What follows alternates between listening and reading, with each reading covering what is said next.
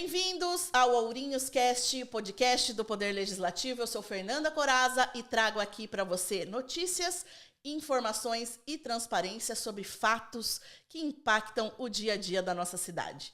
E hoje, com muita alegria, estamos recebendo aqui o diretor técnico do Laboratório Ourilab, Marcelo Brandão Borges. Marcelo, muito obrigada pela sua presença aqui hoje. Obrigado, é um prazer estar aqui. Marcelo, nós que agradecemos. Vamos conversar bastante, temos muitas dúvidas aqui. E para a gente começar, eu queria saber hoje qual é o papel da Ourilab no atendimento da rede pública aqui em Ourinhos. Bom, o atendimento do Ourilab é histórico, né? É um sonho antigo, um sonho que remonta a 30 anos, de ter um serviço decente para atender a população de uma maneira geral. Já que, anteriormente, a população não tinha um serviço de laboratório, de exames adequado, né? Tinha um serviço público, tinha um serviço da prefeitura, que era muito bem feito, mas não conseguia atender em volume. Então, esse é o problema. E também esbarra em licitações, esbarra em uma série de situações que impedia que esse serviço fosse adequado. E nós tivemos uma ideia lá atrás da parceria público-privada, né, que era um atendimento de primeira classe para a população de uma maneira geral. E conseguimos elaborar isso. Então, hoje, o Ourilab, ele consegue trazer para a população, para toda a população oriense e da região, um atendimento de primeiro mundo. Então, o que nós fazemos em Ourinhos hoje de exames é o mesmo que é feito nos grandes centros, em grandes serviços. Nós não estamos falando de serviços de periferia, nós estamos falando de Einstein, de HC e Unicamp. Então, nós somos um laboratório acreditado, né? E isso é muito importante para atender a população. Então, isso quer dizer que não é porque atende o serviço público que vai fazer de má qualidade, né? Exatamente. Então, nós temos um serviço de primeira qualidade para atender a população. Que maravilha. E, Marcelo, sobre o impacto, né? Nós vivemos aí a pandemia do Covid, agora estamos vivendo uma epidemia de dengue, isso é uma realidade nesse ano aqui, nessa virada do 2024 para 2025. E de que forma que essa epidemia, a pandemia, ela tem afetado a rotina e a capacidade de resposta do laboratório? O laboratório, o Ourilab, ele é preparado para ter uma resposta muito rápida, né, e consistente nas pandemias. Essa uma até nos assustou. Eu vou dar um número aqui para você ter uma ideia, que o hemograma é o exame carro-chefe nessa situação. Nós pulamos de 300 hemogramas dias para 1.200. Agora? Agora. Nossa. Então, você imagina isso em insumos, equipamentos, e para atender essa demanda e atender a tempo. Porque muito desses exames demanda você ter uma resposta rápida, para o médico tomar uma decisão rápida de qual atitude, qual procedimento ele vai dar com aquele paciente. Certo. E, na verdade, vocês hoje estão com uma estrutura bastante grande, né? Vocês não são uma unidade, é um complexo de unidades, né? Sim. Nós atendemos Ourinhos e região. Certo. Então, são vários municípios. Esses exames, eles são direcionados para uma central técnica que tem aqui em Ourinhos. Nós temos uma central técnica também na Santa Casa de Salto Grande e temos uma central técnica na Santa Casa de Santa Cruz. Mas o mais grosso, o volume maior, ele drena para cá. Então, nós temos que ter uma resposta e atender essa demanda a tempo. Discriminar aquilo que é importante daquilo que pode esperar mais um pouco. Então, mobilizamos, foi contratado mais gente, foi adquirido mais equipamentos para passar essa pandemia de uma maneira que a gente consiga atender a população. E falando agora especificamente sobre a população mesmo, como que você percebe, existe, na verdade, uma dificuldade da população na hora dela interpretar um exame que ela busca, que ela recebe? Sim, isso é uma situação muito séria hoje, porque vamos colocar assim, o exame, para falar se a pessoa é dengue ou não, Esses exames a nível, não é a nível de Brasil, não, a nível de mundo, esses exames não são tão precisos ainda. Quando você faz um exame que você fala e deu positivo para dengue, a pessoa já está atravessando a fase crítica. Então, aquela fase que o médico tinha que tomar uma atitude, que os cuidados primários já deveriam estar instalados. Esse é o nível de sensibilidade que nós temos hoje nos exames, não é o Orilab. Isso daí são os exames disponíveis. Então, exames podem dar falso positivo, falso negativo. Então, eles, via de regra, eles servem para estatística, para epidemiologia. O exame mesmo que diz o que tem que ser feito é o hemograma, e a gente vai nos marcadores inflamatórios e nas plaquetas. Isso aí sim vai dizer a condição do paciente. Então, é o estado clínico. O médico interpreta clinicamente as condições do paciente, junto com um hemograma, e aí sim ele vai tomar a decisão. Este é o exame mais preciso que, passo a passo, ele vai dizer a evolução da doença. Por isso que até as pessoas que têm dengue ou estão com suspeita de dengue, elas precisam fazer um acompanhamento diário, né? Sim. É muito importante esse acompanhamento diário, acompanhar o aconselhamento médico, né? Repouso, hidratação e etc. Tem uma série de coisas aí. Então, isso é a parte mais importante.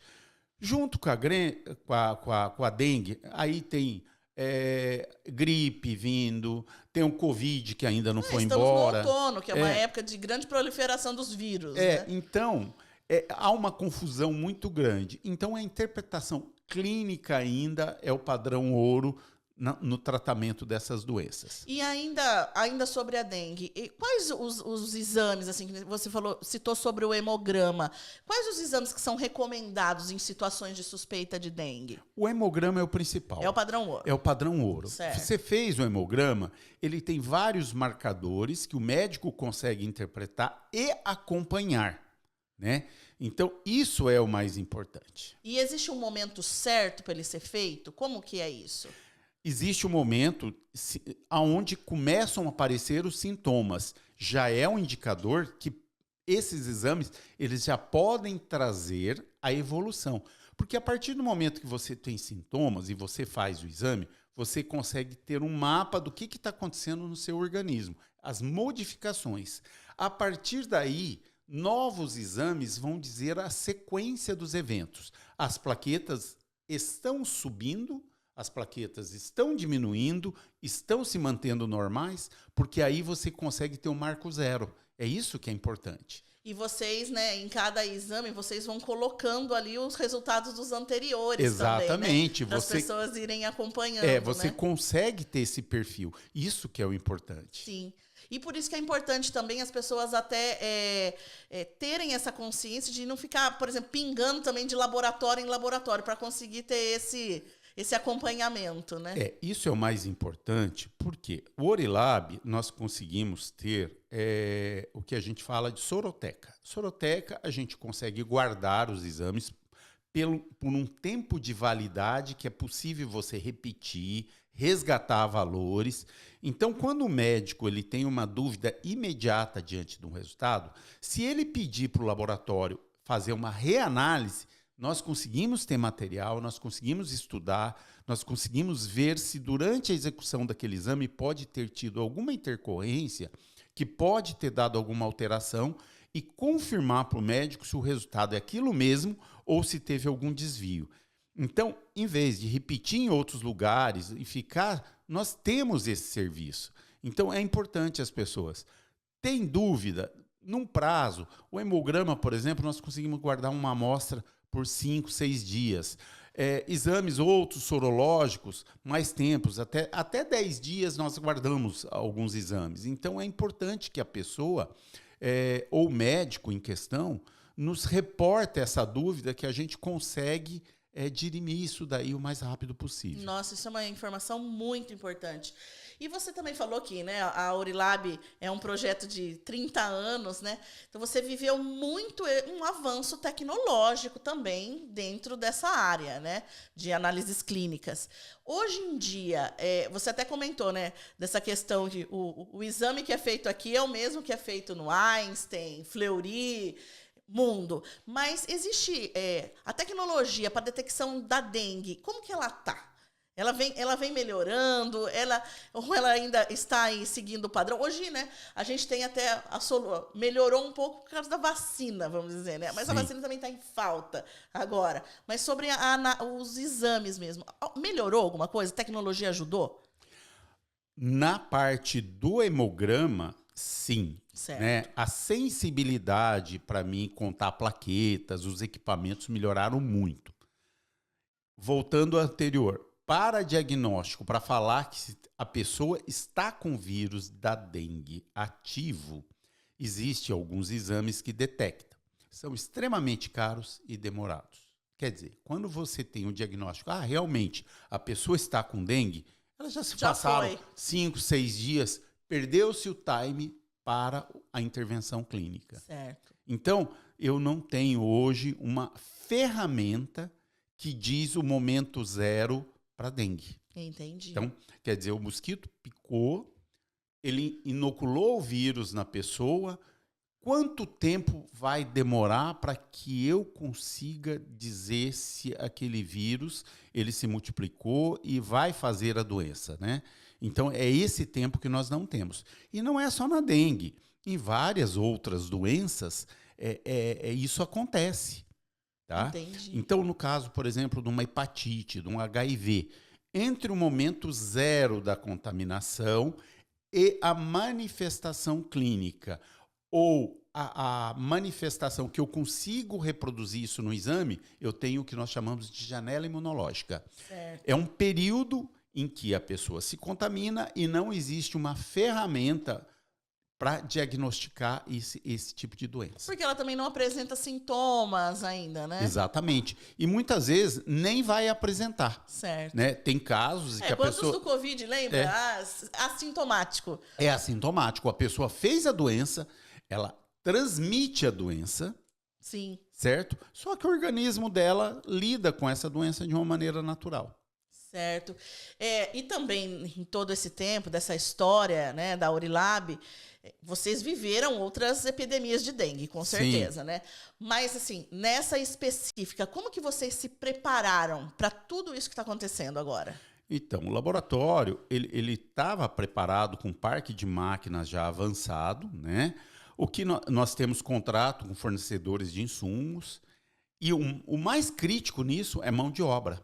Né? Certo, porque então, é uma mão de obra especializada, né? O Orilab, ele tem hoje uma equipe, né? Ele tem uma equipe profissionais altamente qualificada, mas dentro do limite do trabalho rotineiro. Então, certo. Isso envolve novas contratações e você formar um profissional que consegue interpretar, né? E de maneira adequada, para entregar para o paciente, para o médico, resultados adequados, não é uma tarefa tão fácil. Apesar de termos faculdades na região e formar profissionais de uma maneira brilhante, esses profissionais, até adquirirem a experiência suficiente, nós vamos passar a pandemia.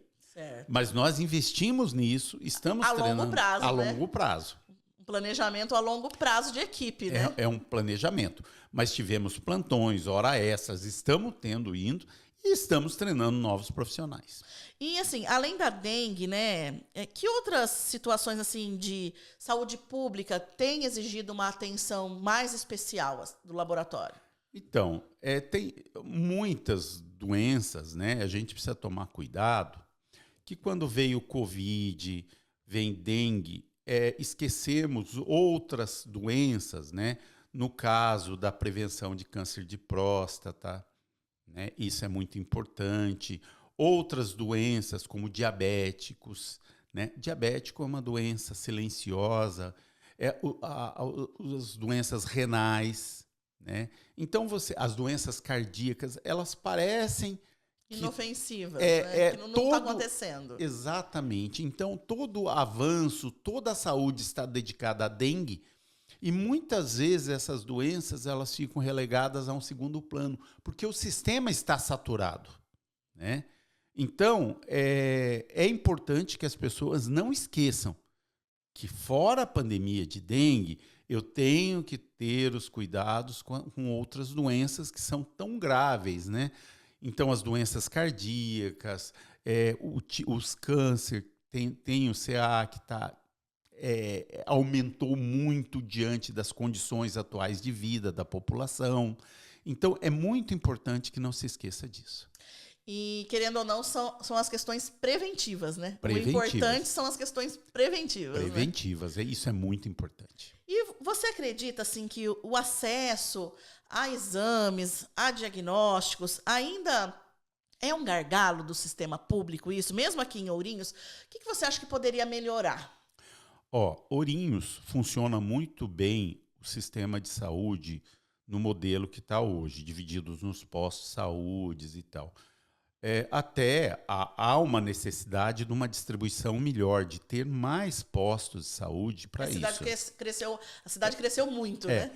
Para você ter uma ideia, né, nesse projeto do Orilab, nós estamos construindo uma unidade nova para atendimento público, né? Porque nós temos uma unidade que é para atendimento público, mas ela, para você ter uma ideia, nesses 30 e poucos anos, ela ficou pequena. Ela não consegue dar demanda. E é uma preocupação nossa, porque gente fica na rua, chega cedo. Apesar de falarmos, tem vaga para todo mundo que chega com a guia autorizada no laboratório vai ser atendido, não é que vai chegar até um limite, não. Está autorizado, nós vamos fazer o exame. Mas as pessoas se aglomeram e o espaço ficou desconfortável, pequeno. Então, nós estamos fazendo hoje uma unidade nova no final da Silva Jardim.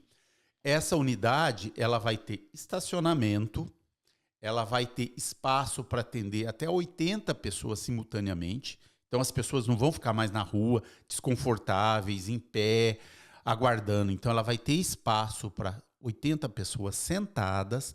Ela vai ter um drive-thru, que é um espaço para pessoas que têm dificuldade de mobilidade não precisar descer do carro e não ficarem expostas. Essas pessoas vão ter uma baia, né? Uma sala de coleta em que o carro vai estacionar e vai ser coletado dentro do carro com toda a privacidade.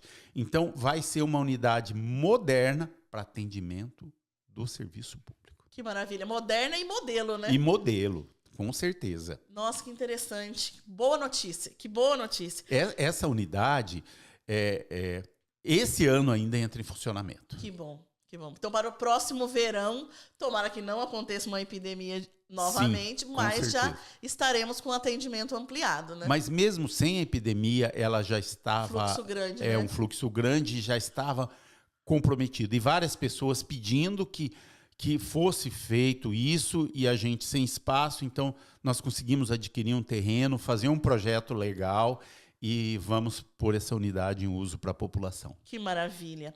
Uma outra questão que eu queria conversar com você é sobre a comunicação entre médico, laboratório e paciente. Isso impacta no tratamento? Porque, que nem você mesmo falou, né? A dengue, o padrão ouro, é a análise ali, né? Do corpo a corpo, médico e paciente, né? Como que você vê isso? Então, o médico, ele está cumprindo o papel dele, né? E muitas vezes os pacientes ficam perdidos, né? O paciente vai lá, ele tem uma febre, ele faz um hemograma. Hemograma é um exame que não é fácil de ser interpretado. Ele tem muitos valores e que precisam ser combinados com idade, gênero, as condições clínicas do paciente. Então, tem uma série de eventos que precisam ser levados em consideração, né? E muitas vezes nós temos médicos ligando no laboratório, olha, o meu paciente fez um exame aí, deu tal resultado, vocês podem dar uma checada se tem alguma variação, se o aparelho deu algum alarme, porque muitas vezes o aparelho dá algum flag, que a gente chama esses alarmes, que não vão no laudo. E quando o médico liga no laboratório, Olha, doutor, deu um desvio aqui e tal, nós interpretamos da seguinte maneira. Talvez isso dê uma luz para o médico. Então, é muito importante essa comunicação médico-laboratório. Nós estamos abertos, nós temos equipe para conversar com o paciente. O paciente, ele manda a mensagem no WhatsApp, olha, preciso falar com um profissional. Ele vai ser atendido. Então, nós temos esses canais que atendem essas demandas. E também muitos casos, hoje em dia, dos pacientes, o paciente recebe um exame Google, vai lá no Google. E, obviamente que ele não vai ter uma informação correta. Isso também atrapalha, né? Atrapalha e muito, né? Porque muitas vezes existem alguns detalhes mínimos que passam despercebidos. A inteligência artificial é ótima, é uma ferramenta maravilhosa, mas ela precisa saber ser interpretada também, né? Então, a comunicação médico, paciente, laboratório é muito importante. E uma outra questão é em relação ao banco de sangue. Vocês também cuidam do banco de sangue aqui de Ourinhos e região, né? Na verdade, eu queria ver com você, como que está essa situação dos estoques do banco de sangue hoje e se a epidemia de dengue ela tem afetado também essa rotina? Muito. Então, vamos lá. O estoque do banco de sangue, porque o banco de sangue, as pessoas pensam sangue, né? O sangue, ele não é tratado da maneira como nós vemos, ele é fracionado.